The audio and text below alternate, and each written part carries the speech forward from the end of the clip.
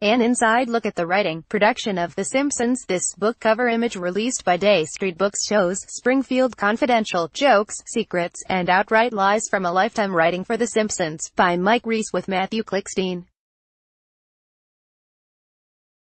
Day Street Books via AP, Springfield Confidential, Jokes, Secrets, and Outright Lies from a Lifetime Writing for The Simpsons. Day Street Books, by Mike Reiss with Matthew Klickstein. When television's longest-running cartoon show first hit the airwaves, most of its writers and producers gave it 6 weeks at best.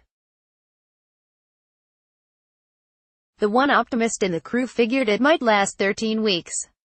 That was nearly 3 decades and some 640 episodes ago. As the first primetime cartoon show since The Flintstones, The Simpsons has managed to maintain solid ratings, offer creatively offbeat humor and entertain viewers in dozens of countries across the globe.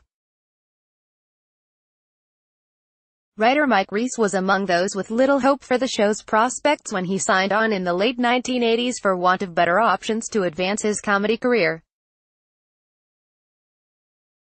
But concerns that the fledgling Fox network might cancel the show vanished after it won effusive praise from critics and fans alike.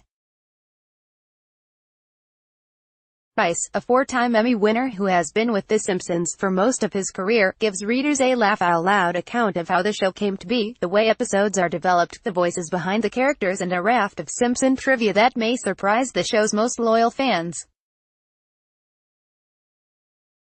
Reiss, colleague Al Jean and a handful of other writers came to the show with a Harvard education and an immersion in comedy through their work on the Harvard Lampoon, while creator Matt Groening got the acclaim for the show's success. Reiss credits the late Sam Simon for assembling the writers and setting the tone of The Simpsons. Reiss' book takes readers inside the writer's room, where about a half-dozen people spend the workday pitching jokes.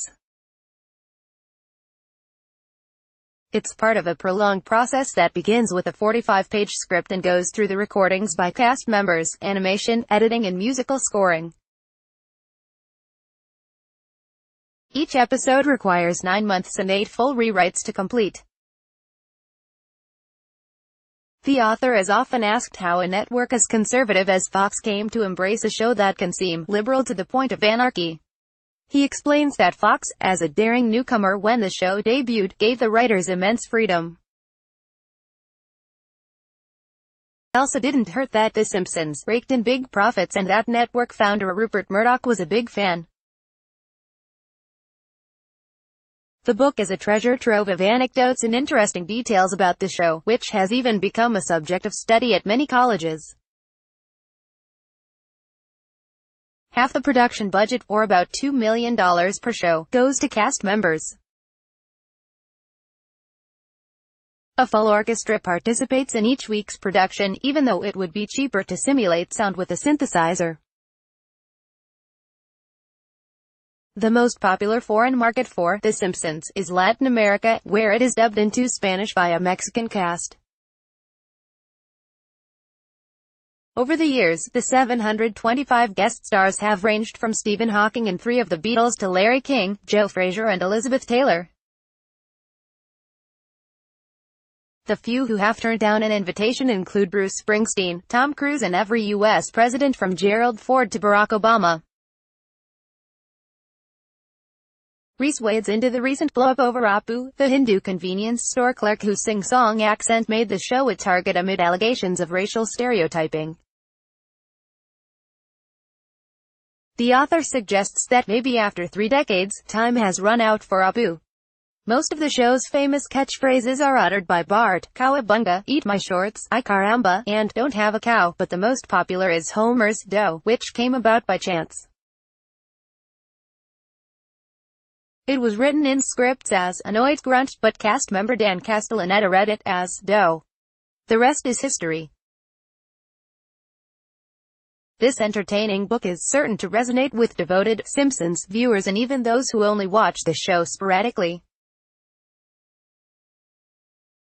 Who, after all, wouldn't want to know why the characters are yellow or which of the nation's many Springfields can claim the Simpson family as its own? The Simpsons is rooted in the principles of family and folly, says Reiss, who is often peppered with questions about the show's enduring popularity and when its long run might finally end. His reply: the day people all over the world start treating each other with love, respect and intelligence. Copyright 2018 The Associated Press. All rights reserved. This material may not be published, broadcast, written or redistributed. Advertiser content.